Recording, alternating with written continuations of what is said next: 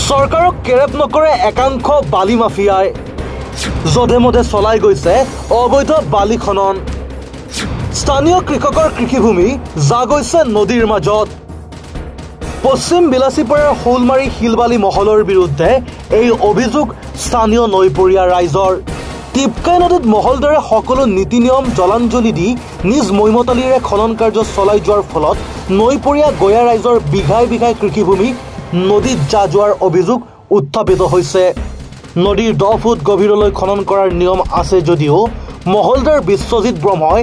20-25 foot গভীৰলৈ গৈ শিলবালি খনন কৰাৰ এক গুৰুতৰ অভিযোগ উত্থাপিত হৈছে টিপকাই নদীৰ বুকু উদং কৰোঁতে শান্ত নাথাকি নদীৰ পাৰসমূহত এক্সকেভেট লগাই মাটি খন্দাৰ ফলত বাৰিষাৰ কালত গৰাখহনীয়াই কালৰূপ ধাৰণ কৰি স্থানীয় কৃষকৰ কৃষিভূমি নদীৰ বুকুত বিলীন হৈছে বুলি জানিব পৰা গৈছে এই ক্ষেত্ৰত নৈপৰীয়া স্থানীয় গয়া ৰাইজে ধুবুৰীৰ আয়ুক্ত বন সংমণ্ডল বিষয়া লগতে বন মন্ত্ৰীলৈ লিখিত অভিযোগ কৰাৰ পিছতো কোনো ব্যৱস্থা গ্ৰহণ নকৰাত ৰাইজে নয়াহাট আৰক্ষী চকীত এখন এজাহাৰ দাখিল কৰে বুলি জানিব পৰা গৈছে দিনে ৰাতিয়ে অভাৰলোডিং ডাম্পাৰসমূহ গাঁৱলীয়া ৰাস্তাৰে শিলবালি কঢ়িয়াই নিয়াৰ ফলত ৰাস্তাবোৰ এতিয়া জৰাজীৰ্ণ অৱস্থাত ধূলি বালিয়ে পৰিৱেশ বিনষ্ট কৰাৰ লগতে স্কুলীয়া ছাত্ৰ ছাত্ৰীৰ যাতায়াত কৰাৰ ক্ষেত্ৰত বিষম অসুবিধাৰ সৃষ্টি হৈছে এতিয়া প্ৰশ্ন হয় মহলদাৰ বিশ্বজিৎ ব্ৰহ্মই নীতি নিয়ম উলংঘা কৰি দিনে নিশাই টিপকাই নদীৰ বুকু উদং কৰি শিলবালি খনন চলাই যোৱাৰ পিছতো চাপতগ্ৰাম বন বিভাগৰ কাৰ্যালয় আৰু ধুবুৰী বন সংমণ্ডল কাৰ্যালয়ে নীৰৱ ভূমিকা লোৱাৰ ৰহস্য কি নে মহলদাৰজনৰ লগত আছে গোপন বুজাবুজি হয় নমস্কাৰ আমি আজি নৈপৰীয়া ৰাইজ আজি আপোনালোকক মাতিবলৈ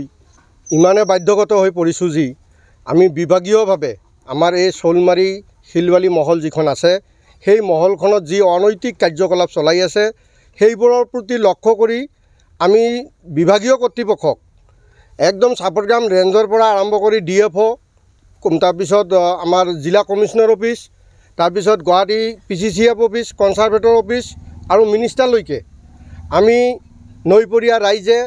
গয়া ৰাইজ মিলি আমি এখন কমপ্লেইন আমি ইহঁতসকলক দিলোঁ আৰু সেই কমপ্লেইন দিয়াৰ পিছত আমি আজিলৈকে সেই কমপ্লেইনৰ পৰিপ্ৰেক্ষিতত কোনো ইনকুৱাৰীও নাপালোঁ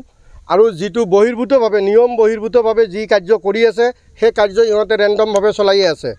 ইহঁতৰ মেচিনৰ কোনো পাৰ্মিশ্যন নাছিল ইহঁতৰ শিলবালি যিখন এগ্ৰিমেণ্ট চৰকাৰক ৰেভিনিউ দি যিটো এগ্ৰিমেণ্ট লৈ আহিছে সেই এগ্ৰিমেণ্টৰ কপিলৈকে আমি উঠাইছোঁ সেই এগ্ৰিমেণ্টত যিবোৰ বস্তু আমি দেখা পাইছোঁ সেই বস্তুৰ বা নীতি নিয়ম অনুযায়ী আজিলৈকে ইহঁতে 1%ও কাম কৰা নাই কমপ্লিটলি মেনেজ কৰি চলি আছে আৰু সেই হিচাপত আমি গয়া ৰাইজে বিভাগীয় কৰ্তৃপক্ষক কৰ্ণগোচৰ কৰাৰ পিছতো আমি ৰাইজে উপকৃত হ'ব নোৱাৰিলোঁ কি অভিযোগ আছিল আপোনালোকৰ আমালোকৰ একচুৱেলি অভিযোগ আছিলে ইহঁতৰ যিটো নিয়মাৱলী আছে সেই এগ্ৰিমেণ্টত বা যিটো স্পেচিফিক কণ্ডিশ্যন দিছিলে চৰকাৰে বিভাগীয়ভাৱে সেই কণ্ডিশ্যনত যিবোৰ নীতি নিয়ম আছে সেইবোৰত আমি দেখা পাইছিলোঁ যে ইহঁতে ৱাটাৰ লেভেলৰ পৰা টোটেলি 10 ফুট খান্দিব পাৰে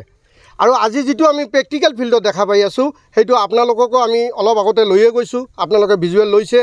আমি প্ৰেক্টিকেল ফিল্ডত যিটো দেখা পাই আছোঁ যে ইহঁতে মেচিন লগাই এটা এটাকৈ গৰ্ত ইহঁতে 40 ফুট 50 ফুট 60 ফুটলৈকে খান্দিছে আমি মানে বিভাগীয় কৰ্তৃপক্ষৰ ওচৰত আমি এইখিনিয়ে দাবী জনাইছিলোঁ আৰু এইখিনিয়ে আশা কৰিছিলোঁ যে ইহঁতসকলে আহি প্ৰেক্টিকেল ফিল্ডত তত্ত্বাৱধান লৈ আমি যাতে গয়া ৰাইজে ইয়াত বসবাস কৰি থাকিব পাৰোঁ সেইখিনিৰ পৰা ৰক্ষা পাবৰ কাৰণে ইমান দূৰ যাতে ডিপকে নদীটো নাখান্দে আৰু সেই মেচিনবোৰ যাতে ইয়াৰ পৰা আঁতৰত লগায় এইখিনিয়ে আশা কৰি আমি বিভাগীয় কৰ্তৃপক্ষৰ ওচৰত গৈছিলোঁ কি অসুবিধা হ'ব এইটো ইয়াত যিটো পৰিস্থিতি আমি দেখা পাই আছোঁ এইটো একেবাৰে জলজল পটপট আমি যিখন লেণ্ডত এতিয়া থিয় হৈ আছোঁ যিখন মাটিৰ ওপৰত সেই মাটিখনৰ দাগ আমাৰ টোটেল 22 বিঘা আছিলে আজিৰ ডেটত 2 বিঘাও নাই যিমানে গহিমলৈকে যাব যিমানে গৰ্ত ডিপ হ'ব সিমানে আমাৰ পাব্লিকৰ ক্ষতি হ'ব তাৰ কাৰণ গৰাখহনীয়া অতিকে হৈয়ে থাকিব গৰাখহনীয়া ৰোধ কৰাৰ কোনো ইয়াতে প্ৰতিৰোধকাৰী কোনেও নাই আমি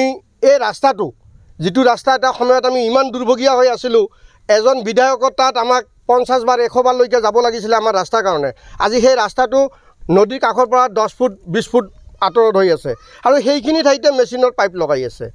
আৰু আমি বিগত দিনত যেটো দেখা পাইছিলো আমি জন্ম লগ্নৰে পৰা এইখন নদীৰ কাষতে বসবাস কৰো সেই হিচাপত আমি ইয়াত যি দেখা পাইছিলো বিগত দিনত ইয়াত নাৱেৰে কালেকশন হৈছিল নাৱেৰে কালেকশন যদি এখন হয় 500খন নাও লগায় তথাপিও আমাৰ গঞা ৰাইজৰ কোনো অসুবিধা নহয়। আজিৰ ডেটত ইহঁতক মহল দিয়াৰ পিছত আমি যিটো দেখা পাইছোঁ, এইখন নদীত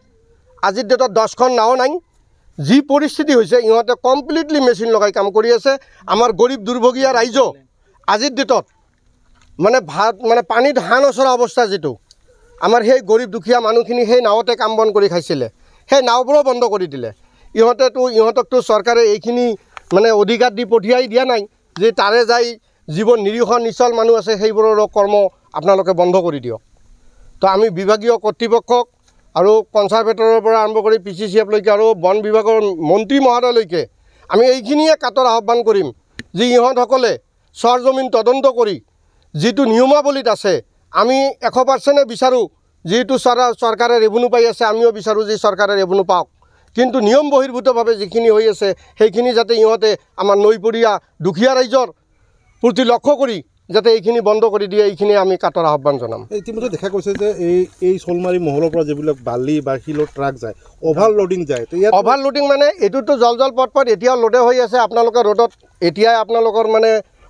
লগলৈ গ'লে এতিয়াই দেখা পাব। এখন গাড়ীৰ চালান হাইলি চালান কাটে যদি 10 CM চালান কাটে, কিন্তু মাল 17 CM 18 CM-লৈকে মাল যায়। আমাৰ যিটো ৰাস্তা, এইটো ৰাস্তা তেনেকুৱা উচ্চ মানৰ ৰাস্তা নহয়, আমাৰ গাঁৱলীয়া এটা PWD। সেই গাঁৱলীয়া ৰোডটোত আজি এই যে CC ব্লকৰ ৰোড কমপ্লিট ৰোড দাবী গৈছে। আমি সেইবোৰৰো ভিজুৱেল ইয়াৰ আগত আমি দিছিলোঁ। সেইবোৰো আমি কৰ্ণগোচৰ কৰাইছোঁ, PWDত কৰাইছোঁ, SDO চিভিলক কৰাইছোঁ, DC অফিচত কৰাইছোঁ, DFক দিছোঁ। এনেকৈ আমি পোষ্ট অফিচৰ জৰিয়তে আমি মিনিষ্টাৰলৈকে পঠিয়াইছোঁ কপি। আৰু দেখা গৈছে যে এই নিয়মাৱলীত আমি এটা বস্তু দেখিছিলোঁ যে ইয়াতে হেল্থ চেকআপ চেণ্টাৰ হ'ব লাগে। ইয়াত কোনো হেল্থ চেকআপ চেণ্টাৰ হ'ল? ইয়াত যিটো কপি আছে মোৰ তাত, ইয়াত যিটো 46টা নিয়মাৱলী দিছে, 46টা নিয়মাৱলীৰ ভিতৰত ইহঁতে যদি আজিৰ ডেটত 3টাও নিয়মাৱলী মানি চলিলে হয়, আমি তথাপিও ক'ব পাৰিলোঁ হয় যে ইহঁতৰ চৰকাৰৰ ওপৰত আস্থা ৰাখি বা চৰকাৰে নিয়মাৱলী বান্ধি দিয়াৰ ওপৰত ভৰসা ৰাখি চলিছে। আৰু প্ৰদূষণৰ কথা কোৱা হৈছে, নিয়ন্ত্ৰণ কৰাৰ কথা কোৱা হৈছে। দেখা গৈছে যে গাড়ীবিলাক যোৱাৰ পিছত ধূলি বালিয়ে কিন্তু বালিটো দেখাই যায় এতিয়াও। আৰু যিটো মেচিনেৰে যিটো পানী লৈ আহে, অলপ আগত গ'লে দেখা পাব ৰাস্তাত এইখিনি সময়ত যেতিয়া বৰষুণ নাই সেই সময়ত ৰাস্তাত বোকা হৈ আছে। গাড়ীত যিবোৰ মাল লৈ আহে, মালত যি পানী আহে সেই পানী গাড়ী তাতে ৰখাই দিয়ে, সেই পানীৰ ফলত ৰাস্তাত বোকা হৈ পৰিছে। আৰু আমাৰ ল'ৰা ছোৱালী স্কুল যোৱাত কষ্ট হৈ আছে। সৰু সৰু ল'ৰা ছোৱালী গাড়ীৰ প্ৰকোপত যাব নোৱাৰে। ইমান দ্ৰুতগতিত আমাৰ এই গাঁৱলীয়া অঞ্চলত এই গাড়ীবোৰ চলে। আমি এইবোৰো ইহঁতক যাই সেই মহলদাৰক,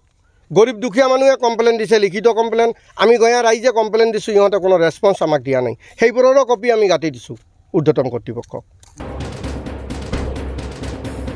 ব্যুৰো ৰিপৰ্ট, এনি ভাৰত 24। নমস্কাৰ, মই উৎপল দাস আৰু আপোনালোকে চাই আছে এনি ভাৰত। আৰু আপোনালোকক জনাবলৈ পাই মই বহুত সুখী হৈছোঁ যে আমাৰ সকলোৰে মৰমৰ শ্ৰদ্ধা জুবিন গাৰ্গৰ গীতসমূহৰ ভিত্তিত এটা খুব সুন্দৰ ৰিয়েলিটি শ্ব' এনি ভাৰতে আয়োজন কৰিছে, জুবিনৰ গানে কি আনে। এই প্ৰথম ছিজনটোত অডিশ্যনছ আৰম্ভ হ'ব আগষ্টৰ পৰা অসমৰ বিভিন্ন জিলাত। গতিকে মই সমূহ কলা কুশলী, বিশেষকৈ যিসকল প্ৰতিভাশীল গায়ক গায়িকা আছে আমাৰ সমাজত, তেওঁলোকলৈ মই এটা আহ্বান জনাইছোঁ, তেওঁলোকে প্ৰস্তুত হওক এই ৰিয়েলিটি শ্ব'ৰ বাবে। আৰু তাৰিখটো হৈছে 15 আগষ্ট 2024 চন। এনি ভাৰতৰ অডিশ্যন, জুবিনৰ গানে কি আনে।